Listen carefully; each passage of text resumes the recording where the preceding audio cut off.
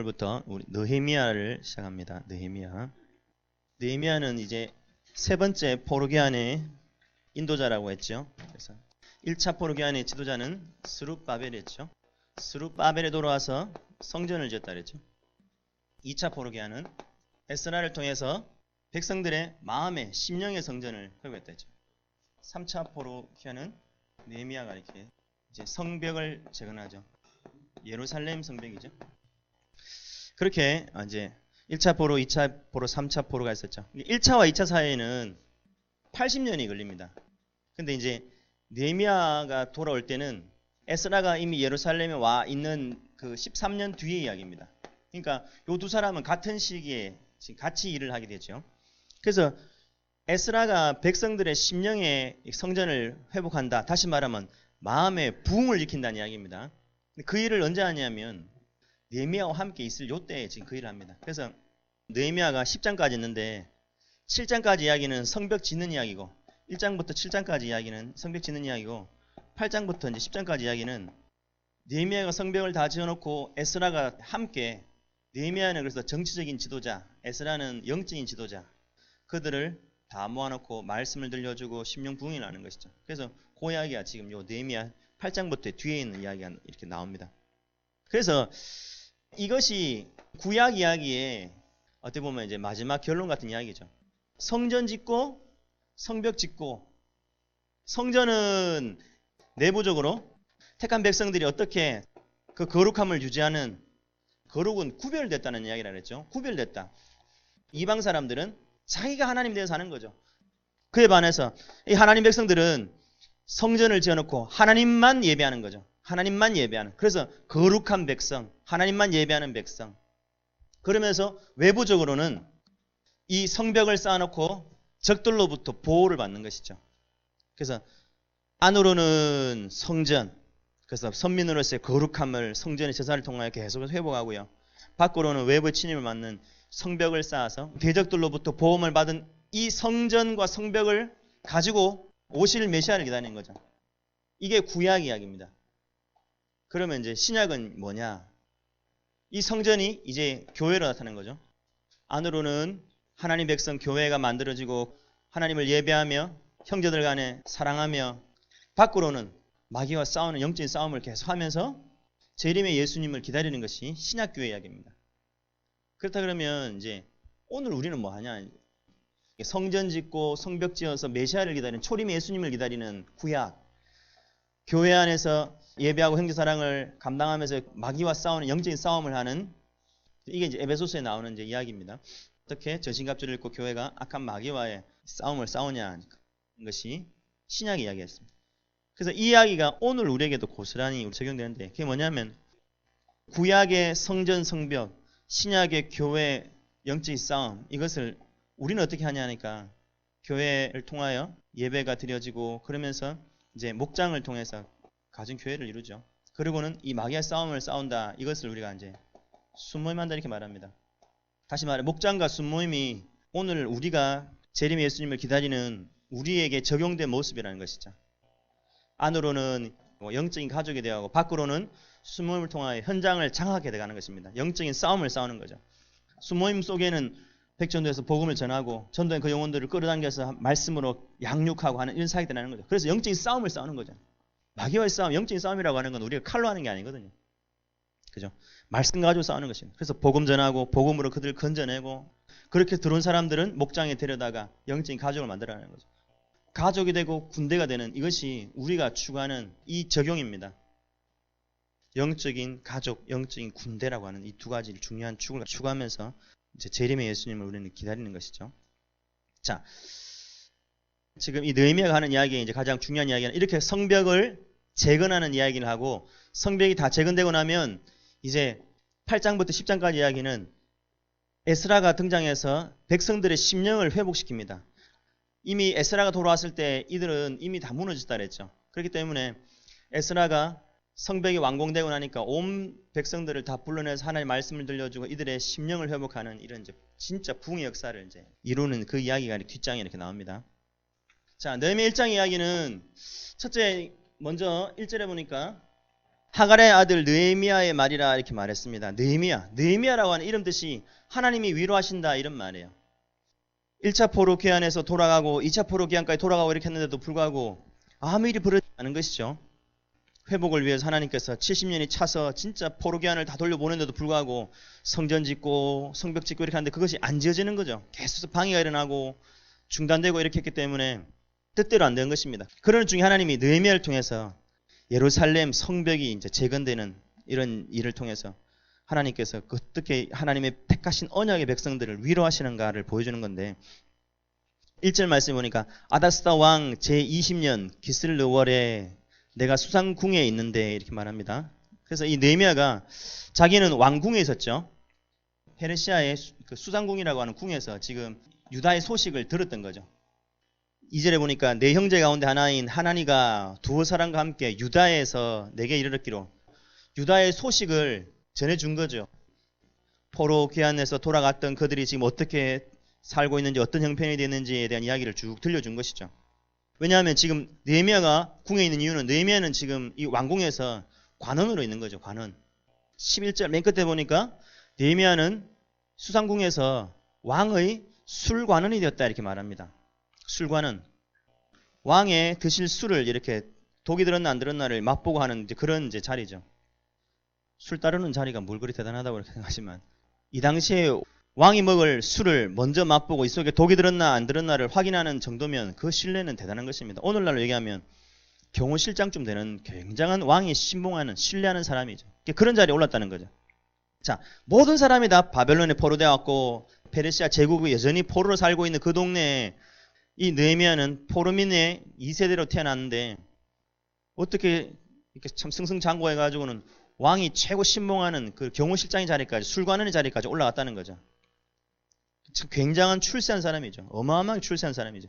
그렇게 출세해서 자기는 궁에서 화롭게 지냈단 말입니다. 호의호식하면서 이렇게 살고 있는데 자기 동생이 유다 소식을 전해온 거예요. 왜 유다 소식을 이 사람한테 전하게 되냐면 에스라가 돌아갔을 때 2차 포로 귀환자를 데리고 와서 성벽을 다시 이제 재건하려고 이렇게 나름대로 애를 썼단 말이죠. 그렇게 했는데 이제 중간에 르움과 심세라고 하는 이 사마리아에 있는 이 방백들이 아닥사스다 왕한테 이제 이렇게 고소장을 보내죠. 그래가지고 지금 이 돌아온 이들이 반란을 모의하고 있다. 그러면서 이제 그런 거짓 상소문을 올리니까 그 상소문을 받아들고 아닥사스다 왕이 중지 명령을 내려버렸죠.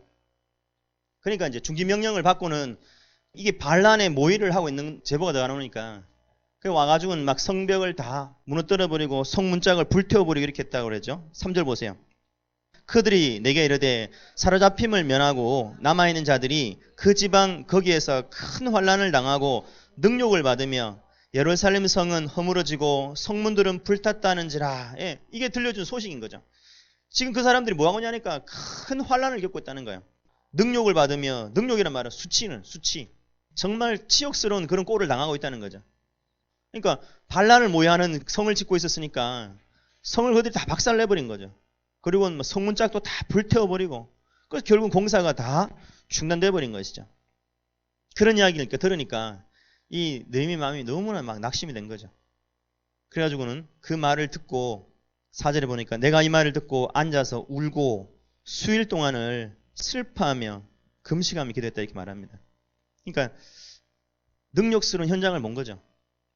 이제 이걸 봐야 된다는 사실입니다. 여러분 지금 이 느헤미야서가 이야기하려고 하는 이야기는 진짜 들을 걸 들어야 한다는 이야기죠. 다시 말하면 현장에 제대로 된 것을 볼 줄 알아야 한다는 이야기입니다. 현장의 소식을 들은 거죠.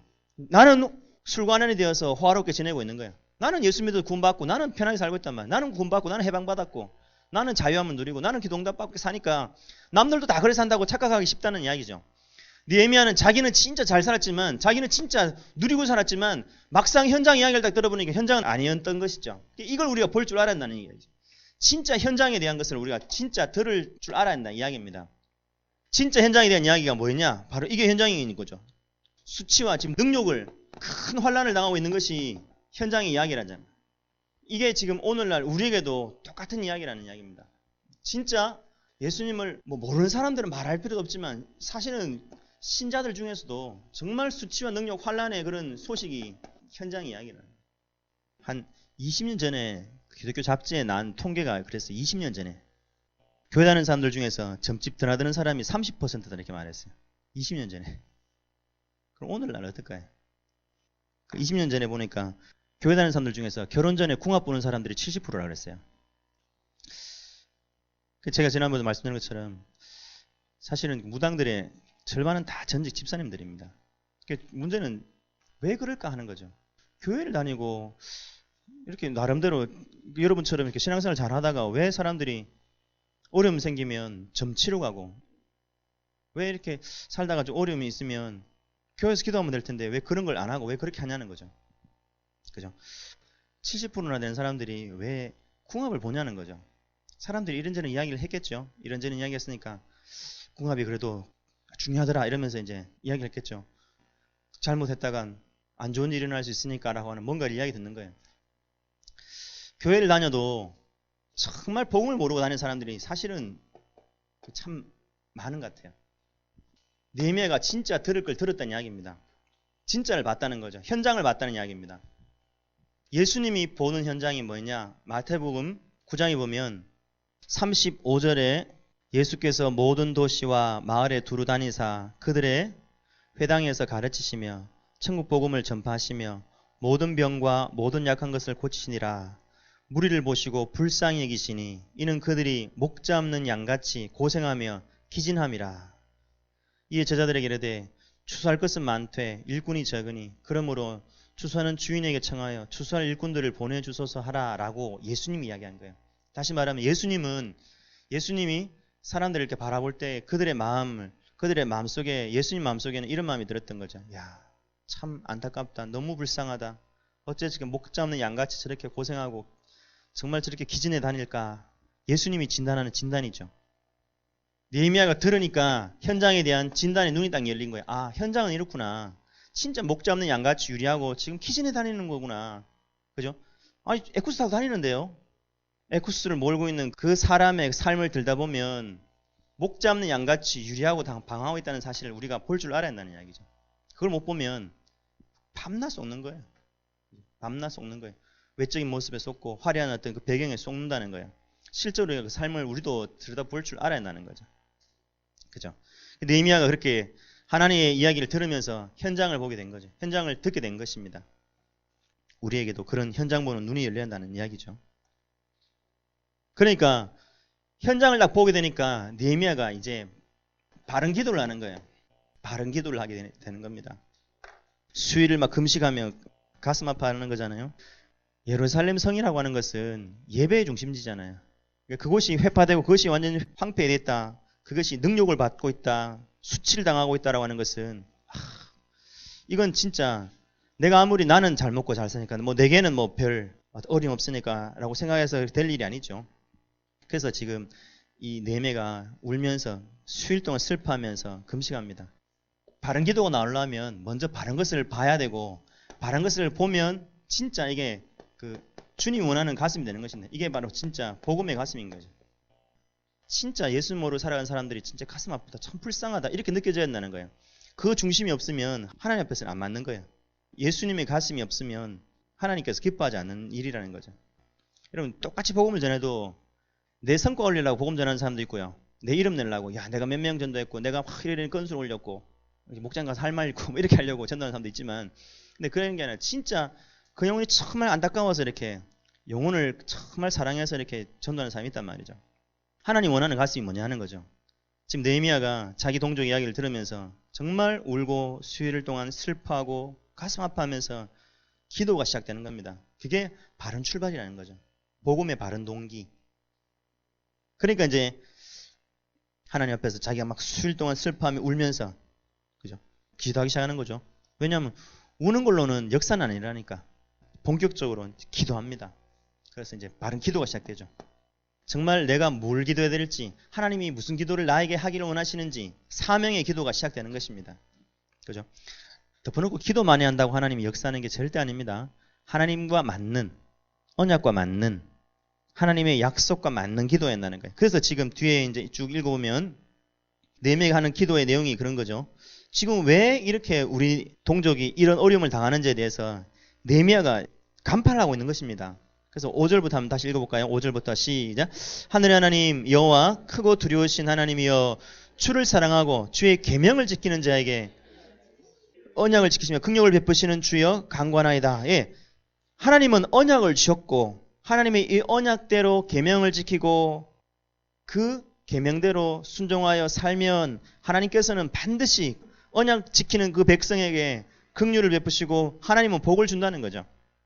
근데 그에 반해서 하나님의 계명을 거스르고 죄를 짓고 범죄하고 살면 8절입니다. 8절 시작. 옛적에 주께서 주의 종 모세에게 명령하여 이르시되 만일 너희가 범죄하면 내가 너희를 여러 나라 가운데 흩을 것이요. 예, 분명히 왜 흩어졌는지, 지금 자기들이 왜 지금 바벨론에 포로되어 왔고 왜 페르시아에 이렇게 지금 압제를 당하고 있는지, 왜 포로되어 왔는지를 너무나 잘 아는 거죠. 이미 하나님께서 신명기 28장 64절에 이미 하나님이 약속하신 것이거든요. 너희들이 나의 계명을 어기고 너희가 범죄하면 열국 중에 흩으리라. 하나님이 분명히 흩을 것을 분명히 이미 말씀하셨다는 거예요. 그런 줄 알면 하나님의 말씀, 하나님의 계명을 정말 두려워 떨면서 지키며 살아야 됐을 텐데 그 계명의 말씀을 뻔히 알면서도 그걸 버린 거잖아요. 그 결국 포로당하고 전쟁 나서 이렇게 지금 열국에 흩어져 있는 것이라는 거죠. 그렇기 때문에 기도하는 겁니다. 그런 흩어진 가운데 너희들이 해야 될 일이 뭐냐? 9절입니다. 시작. 만일 내게로 돌아와 내 계명을 지켜 행하면 너희 쫓긴 자가 하늘 끝에 있을지라도 내가 거기서부터 그들을 모아 내 이름을 두려고 택한 곳으로 돌아오게 하리라 하신 말씀을 이제 청하건대 기억하옵소서. 하나님이 말씀하셨다는 거예요. 신명기 30장 4절에 이 말씀을 하셨어요. 너희들이 정말 그런 쫓겨간 그곳에서 그 죄를 회개하고 다시 하나님의 말씀을 지켜 너희들이 돌아오면, 회개하면 너희가 쫓겨간 곳이 하늘 끝에 있다 할지라도 하나님은 어떻게 한다고요? 거기서부터 그들을 모아오겠다는 거예요. 돌아오게 하겠다는 거죠. 하나님이 이들이 죄를 회개하고 하나님이 회복으로 돌아오는데 돌아오는 길은 아무도 못 막는다 그랬죠. 그렇게 못 막기 때문에 에스라가 넉 달을 돌아오면서도 우리는 호위병 필요 없습니다 이렇게 큰 소리 쳤다 그랬잖아요. 왜? 하나님의 언약대로 하나님께서 우리를 돌이키시기 때문에 아무리 우리가 하늘 끝에 가 있는다 할지라도 말씀 약속을 회복하고 죄를 자복하고 하나님께 돌아오면 분명히 하나님은 하늘 끝에 있을지라도 그들을 다시 돌아오게 하겠다. 하나님이 약속하셨기 때문에 그렇죠. 돌아오게 하는 거예요. 그래서 내 이름을 두려고 택한 곳, 그게 어디죠? 하나님의 이름을 두시려고 택한 곳이 어디죠? 예루살렘입니다. 예루살렘. 그래서 예루살렘은 돌아올 수밖에 없고 예루살렘은 회복될 수밖에 없고 하나님의 성전이 있는 그곳은 반드시 재건될 수밖에 없는 거예요. 그게 하나님의 언약이란 말이에요. 언약. 그렇기 때문에 느헤미야가 울면서 진짜 답답해서 통곡했던 이유는 지금 왜 이런 아픈 일이 벌어지냐는 거. 왜 그 언약을 내 이름을 두려고 택하신 그곳에 있는 이 예루살렘이라고 하는 이 하나님의 백성들이 하나님이 택한 곳이 이렇게 능욕을 당하고 수치를 당하고 모욕을 당하냐는 거예요. 여러분, 예루살렘 성전이 그런 것이고 예루살렘이 그런 것이고 오늘날로 이야기하면 교회가 그런 것입니다. 교회는 건물이 아니라 했죠. 저와 여러분들이 하나님의 거룩한 이름을 두신 교회란 말입니다. 그래서 교회는 절대 찌그러질 수가 없어요. 여러분의 삶이 꾸지리해질 수 없다는 이야기입니다. 하나님은 반드시 우리의 삶에 역사하게 돼 있고 우리의 삶을 통하여 하나님의 영광은 드러나게 돼 있어요. 그게 하나의 언약입니다. 언약. 그럼 여러분 뭘 봐야 되냐는 이야기입니다. 교회가 이런 복을 누리고 교회가 이런 증거를 누리고 교회가 분명히 하나님 살아계신 것을 막 드러내고 증거하고 영향력을 미치고 해야 될 교회가 일만 생기면 머리 뻑뻑 끓고 저기 점집 가서 이렇게 점이나 치고 돌아다니고 이렇게 하면 이게 수치와 능력이란 말입니다. 이것이 얼마나 진짜 답답한 일이냐. 진짜 믿음의 사람들이 정말 교회가 예수 믿는 사람들이 일어나서 저 불신자들 도와주고 저들을 살려주고 저들 인생을 진짜 이 참 복음으로 막 인도해줘도 시원찮을 판에 그 밑에서 참 비참한 비굴한 모습 보여 살아간다라고 하는 것은 이건 수치와 능력이라는 거죠. 그런 걸 우리가 바라보면서 참 가슴 아프다. 어떻게 이런 꼴이 돼버렸나. 그죠? 오늘날 여러분 보세요. 세상이 교회를 걱정해주는 이제 시대가 와버렸어요. 참. 어느 지역에 교회가 세워진다 그러면 온 주민들이 막 피켓 들고 반대하지. 집값 떨어진다고. 썩 물러가라 이러면서 먼 곳으로 가라 이렇게 쫓겨나고. 교회가 하나님의 영광의 이 복음을 잃어버리고 정말 이 하나님 주신 이 어마어마한 능력들을 다 잃어버리면 교회가 수치거리, 조롱거리, 욕거리 맨날 교회를 생각하면 사람들이 아이고 저 모양이야 이런 소리나 듣는 게 교회는 아닌데 지금 그런 꼴을 당하고 있단 말입니다. 그런 꼴을 당할 때 우리가 그런 소식을 들을 때 무슨 생각을 해야 되냐는 이야기죠. 그죠? 느헤미야는 무슨 생각을 했냐는 말입니다. 가슴을 치고 우는 거예요. 교회가 이런 게 아닌데 어떻게 교회가 이런 꼴이 되어버렸을까? 그죠? 그래서 정말 왜 이렇게 됐나? 그러면서 원인을 어디서 찾냐니까 말씀에서 찾는 거예요. 우리가 무슨 하나님의 언약을 우리가 망각해서 이런 비참한 수치와 능욕을 당하냐라고 봤던 거죠. 봤더니 하나님의 말씀을 지키지 않았던 것이죠. 하나님 선교자들 이스라엘 백성들이 우상 숭배하면서 바알 숭배하면서 막 사니까 이 꼴 당한 거예요. 하나님만 바라봐야 될 사람들이 오히려 우상 숭배하고 오히려 미신이나 섬기고 이렇게 막 사니까 이 참 죽어도 기도 안 해. 예배 능력도 몰라요. 하나님 언약의 말씀도 몰라요. 그래서 사니까 계속 실패하는 거예요. 실패 악순환이 막 일어나는 거죠. 그런 걸 보면서 우리 마음속에 들어야 될 생각이 뭐냐라고 하는 겁니다. 그래서 느헤미야는 기도하는 겁니다. 참 우리가 이 언약을 놓쳐서 지금 이래 됐군요. 그 결국 언약을 놓쳐서 우리가 하나님 계명을 어기고 사니까 이렇게 열국이 흩어져 버렸고 그렇지만 이렇게 되었지만 하나님은 그것만 언약하신 것이 아니라 그 흩어진 그곳에서라도 너희들이 죄를 깨닫고 회개하면 하늘 끝에 가 있었다 할지라도 하나님은 분명히 회복시킨다는 거예요. 아무리 무너지고 아무리 망가지고 아무리 가능성이 없는 모습처럼 찌그러진다 할지라도 하나님은 언약의 백성들이 언약 회복하면 반드시 회복시킨다는 거예요. 왜? 그게 하나님의 언약이니까. 그래서 하나님이 어떤 분인지를 안 거예요. 그래서 5절 끝에 보니까 언약을 지키시며 긍휼을 베푸시는 주여 이렇게 하는 거예요. 이걸 붙잡아야 한다는 거예요. 여러분 우리의 삶이 우리의 모습이 아무리 이렇게 별 볼일 없어 보여도 하나님의 언약이 위대하기 때문에 우리를 통하여 역사는 일어나는 거예요. 언약이 하신 하나님, 언약의 하나님이 그런 분이기 때문에 그렇다는 거죠. 그렇다 그러면 우리가 이거 붙잡고 하나님 앞에 매달리는 것입니다. 그래서 느헤미야가 이거 붙잡고 지금 기도에 승부를 거는 거예요. 진짜 울면서 금식하며 기도하며 이 언약의 하나님을 붙잡고 언약의 기도를 해나가는 거죠. 이걸 가지고 바른 기도라는 바른 기도. 바른 기도는 하나님의 언약을 붙잡는 기도입니다. 언약을 붙잡는 기도. 그래서 여러분 자신을 놓고 여러분의 가정을 놓고 여러분 자녀를 놓고 여러분 기도가 바른 기도가 되려면 그냥 100% 기도 한다고 해서 바른 기도는 아닙니다. 기도 많이 한다고 해서 하나님 들어주는 게 아닙니다. 언약적인 기도가 된다는 거예요. 왜 내 아이가 하나님 앞에 바로 서야 될지에 대한 하나님의 언약. 그죠? 왜 하나님이 내 건강을 복 주셔야 될지에 대한 언약적인 이유. 느헤미야가 그걸 안 거예요. 왜 다른 사람들은 다 포로민으로 이렇게 다 그냥 그저 그렇게 그냥 간들랑간들랑 사는데 왜 하나님은 나에게 복을 주셔서 내가 이렇게 경호실장과의 자리까지 술 과는 자리까지 이렇게 나는 호화로운 자리에 앉았을까? 자기를 향하신 하나님의 이 언약의 이유를 안 거죠. 그러면서 왜 내 동족은 저렇게 무너져 있냐? 언약의 이유를 안 거죠. 그래서 기도하는 겁니다. 그러면서 회개하며 자복하기를 우리가 도대체 누굽니까?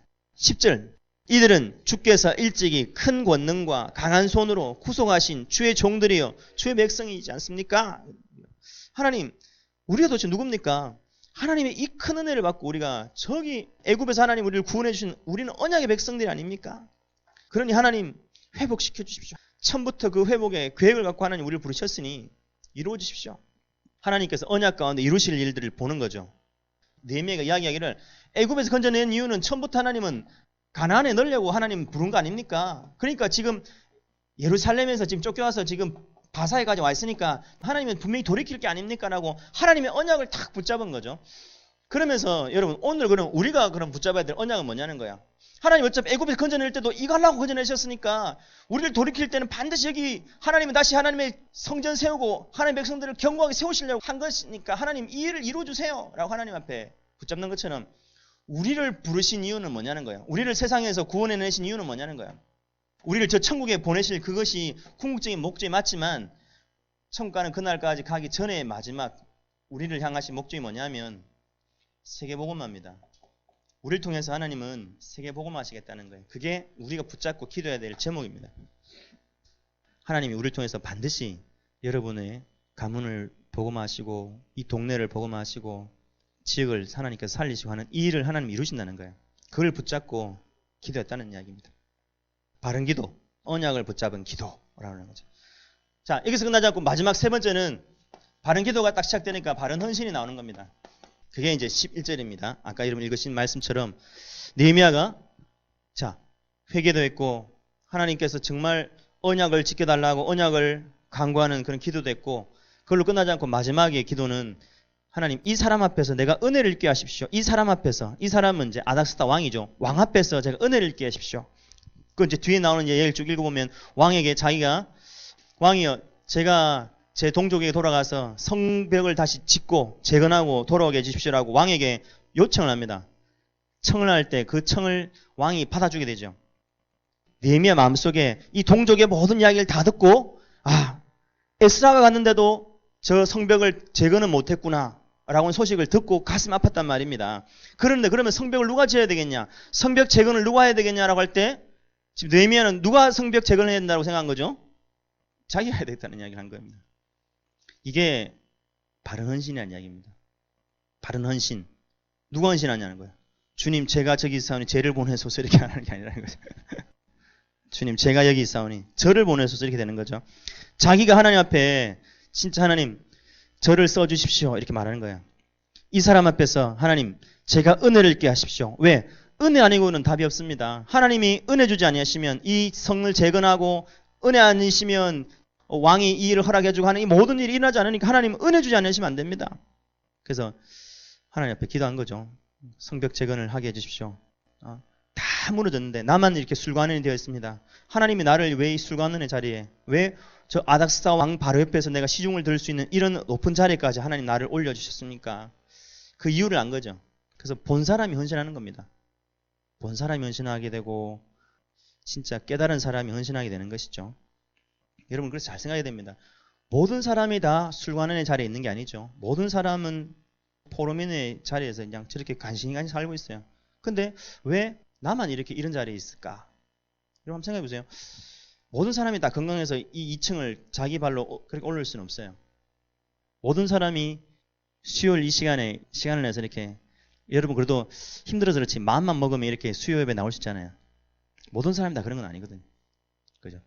모든 사람이 시간을 낼 수 있는 것도 아니고 모든 사람이 다 그 일을 할 수 있는 건강이 있는 것도 아니에요. 모든 사람이 그렇게 할 수 있을 만큼의 어떤 그런 재력도 안 되는 수도 있고요. 그렇다 그러면 하나님께서 왜 다른 사람들에게 안 되는 일들을 왜 나에게는 이렇게 허락하신 일들이 이렇게 있을까라고 하는 내 삶을 향한 하나님의 이유를 발견한다는 거예요. 그죠? 그렇기 때문에 이 느헤미야가 이제 이 어마어마한 이제 뒤로 일어나는 이 어마어마한 일을 감당을 해내는 것입니다. 하나님의 방법은 그런 거예요. 그래서 빌립보서 2장 13절에 보면 하나님이 일하는 방법은 언제나 그 마음에 소원을 두시고 이렇게 행합니다. 하나님께서 어떤 일을 할 때 그 사람 마음에 이 일을 하고 싶은 마음에 소원을 먼저 딱 심어주세요. 그러니까 느헤미야가 자기 동족의 그 능력의 이야기, 그 환란의 이야기를 막 들었을 때 자기 마음속에 내가 정말 이 일을 해야겠다라고 자기 마음속에 하나님께서 진짜 그런 마음을 주신 거예요. 그러니까 그 마음을 탁 쥐고는 느헤미야가 기도하는 겁니다. 여러분에게 하나님이 어떤 일들을 생각할 때 그런 마음을 딱 주실 때 그건 하나님이 여러분을 부르시는 부름이라는 걸 꼭 아셔야 돼요. 그래서 그 부름을 여러분들이 자꾸 이렇게 기각하기 시작하면 여러분들 선에서 자꾸만 하나님이 마음에 담아주시는 마음들을 이 생각 저 생각 가지고 자꾸 이렇게 리젝트, 거절하기 시작하면 어느 때가 되면 하나님이 촛대를 싹 옮겨버립니다. 그게 에베소 교회가 받은 책망이죠. 촛대를 옮겨버립니다. 여러분 하나님이 일손이 딸린다고 생각하시면 오산입니다. 하나님에게는 대기자가 많아요. 하나님 나라의 역사들에는 대기자가 너무너무 많습니다. 근데 쓰임받으면 쓰임받는 사람이 영광이 되는 거예요. 그 사람에게 복이 되는 것이죠. 가정교회를 만드신 최영기 목사님이 늘 하는 이야기가 그 이야기입니다. 어떤 일들에서 이런 일을 해야 되는데 이런 일을 좀 해주시겠어요? 라고 얘기할 때 딱 한 번만 이야기하지 두 번 절대 얘기 안 한다는 거예요. 자기가 두 번 이야기하고 세 번 이야기하면 구걸하는 것이 되고 하나님이 마치 우리에게 구걸하는 그런 모습이 될까 싶어서 절대 그렇게 안 하신다더라고요. 근데 참 그 이야기를 들으면 저는 일리 있는 이야기라고 생각했어요. 하나님이 일을 이렇게 구걸을 해서 할까? 그건 아닌 것 같아요. 하나님은 우리에게 복 주시려고 그 일들을 하고 싶은 마음을 우리 마음속에 이렇게 일으켜 주세요. 그 마음을 주실 때 받으세요. 근데 안 받으시면 하나님은 건너가 버립니다. 왜? 하나님에게는 대기자가 많습니다. 느헤미야가 오늘 그 복된 사람이 된 겁니다. 하나님에게서 유다에 남아있는 자들의 그 형편들의 이야기를 쭉 들을 때 그 마음속에 가슴이 아파오기 시작하고 기도하게 되고 사람이 금식하면서 기도한다라고 하는 건 있잖아요. 밥을 안 먹으면서 같이 기도한다라고 하는 건 진짜 자기 마음에 한처럼 막 매니 그렇게 하는 거죠. 기도하죠. 기도하니까 하나님이 자기 마음속에 내가 해야겠다 이런 마음이 든 거죠. 왜 나를 하나님께서 이 술관원이 되게 하셨는지, 그때 내가 왕의 술관원이 되었느니라. 하나님이 나를 술관원이 되게 하신 이유가 여기 있었구나. 그제서야 답이 나온 거죠. 자기 인생에 대한 답. 여러분 삶을 향한 하나님의 답. 왜 나에게 저런 산전수전을 다 겪게 하셨지? 왜 남들이 겪지 않았던 저런 아픔들을 겪게도 하시고, 왜 남들이 이렇게 경험해보지 못한 저런 삶의 이런 굴곡을 다 겪게 하셨지? 하나님의 이유가 딱 나오는 거죠. 그때 헌신하는 겁니다. 그래서 모세가 헌신하죠. 여러분 히브리서 11장 24절에 보면 믿음으로 모세는 장성하여 바로의 공주의 아들이라 칭함을 거절하고, 모세는 이제 바로의 공주의 아들이었잖아요. 물에서 건져 올린 공주가 건져 올려서 양자 삼았으니까.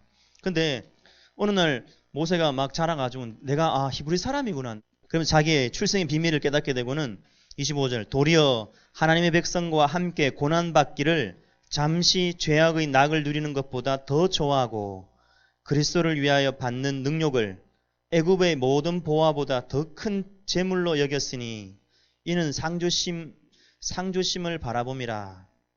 그리스도를 위하여 받는 능력, 그죠? 예수님 때문에, 복음 때문에 내가 좀 어려움 당하는 것을 바로의 궁에서 호사롭게 지내는 것보다 그것이 잠깐인 줄 알고 그것을 맞바꿔 버리는 거죠. 그래, 저렇게 바로의 궁에서 내가 왕자로 지내면서 잠시 죄악의 낙을 누리는 것보다는 내가 주를 위하여 내가 고난받고 살리라, 이렇게 하면서 공주 아들의 자리를 박차고 나가서 출애굽을 하는 그 이스라엘 백성의 지도자로 가죠. 여러분, 그게 모세가 이렇게 하나님 앞에서 하나님의 계획을 딱 보니까 자기 속에 든 생각이죠. 이게 복된 사람의 모습입니다. 그러니까 느헤미야가 지금 이걸 쥔 거죠. 이 기회를 잃지 않은 것이죠. 놓치지 않은 것입니다. 그러니까 여러분도 하나님이 여러분 마음속에 어떤 일들에 대해서 이렇게 마음을 주실 때 여러분들이 그런 마음을 자꾸 잡으세요. 정말 하나님께서 나에게 보여주시고 들려주시고 깨닫게 해주시고 하는 것들에 대해서 여러분들이 그걸 붙잡고 기도하시고, 또 기도하시다가 적어도 여러분 마음속에 이렇게 주시는 만큼의 그 마음들은 여러분이 붙잡고, 남들이 아니라 이 몫은 하나님이 나에게 보여주시고 나에게 깨닫게 해주실 때는 여러분에게 대한 하나님의 계획이 있는 겁니다. 제가 늘 얘기하잖아요. 떨어진 쓰레기는 절대 아무 눈에나 안 보입니다. 아무 눈에나 쓰레기가 보이는 게 아니에요. 쓰레기를 치울 수 있는 사람의 눈에만 쓰레기 떨어진 것이 보이죠. 그래서 왜 안 주워? 왜 사람들이 이걸 안 줄까? 저 쓰레기를 보고 그냥 지나가나 이렇게 말하지만 신문이 안 보인다는 게 아니라 저거 주워야 되는데 이 생각이 아무도한테 안 든다니까요. 보이는 사람만 줍습니다. 안 보이는 사람 절대 못 줘요. 하나님이 주시는 마음은 하나님이 진짜 누군가에게 딱 이렇게 이런 일들 하게 하실 때 기도하게 만드시고요. 기도하는 중에 하나님이 나를 향한 부름으로 그 부름이 들리게 돼 있어요. 그렇게 순종할 때 하나님께서 그 사람을 통하여 하나님은 일하십니다. 그게 하나님의 방법입니다. 그래서 오늘 느헤미야 우리 1장 말씀을 통해서 하나님이 우리에게 바른 것을 들으라. 능욕을 당하고 환난을 당하고 있는 현장 이야기를 하나님은 우리에게 들으라 말씀하세요. 그리고는 바른 것을 보게 되면 바른 것을 기도하게 되죠. 바른 것을 기도한다는 말은 언약을 가지고 이 문제들을 우리가 이제 해석하기 시작한다는 겁니다. 언약을 가지고 해석하게 되고, 그러면 바른 기도가 시작되면 반드시 바른 헌신이 나오게 되어 있습니다. 하나님께서 이것 때문에 나를 이 자리에 세워두셨구나. 이것 때문에 하나님 나를 지금의 이 모습까지 하나님 나를 이끄셨구나. 라고 하는 나를 향한 하나님의 계획이 보여지는 거죠. 그때 여러분들이 진짜 바른 헌신, 하나님 나를 써주십시오. 나를 통해 역사해 주십시오. 나에게 하나님의 은혜를 베풀어 주십시오. 나에게 은혜를 있게 하시옵소서. 그 언약의 하나님 붙잡고 언약의 하나님이 나에게 은혜 베푸시도록, 그래서 왕 앞에서 이 사람 앞에서 은혜를 있게 하옵소서. 그 은혜를 기도하는 거예요. 은혜 받아 일 됩니다. 은혜 받아 역사 일어나는 거죠. 그래서 하나님, 우리가 그렇게 쓰임받기 원합니다. 정말 느헤미야처럼 이 시대에 하나님께서 나를 부르시고 나를 세워주신 하나님의 그 계획을 우리가 발견하게 도와주시고, 그 부름 앞에 우리도 모세처럼 느헤미야처럼 진짜 헌신하고 서는 저희들 되게 도와주십시오. 우리 같이 말씀을 기억하면서 기도하겠습니다.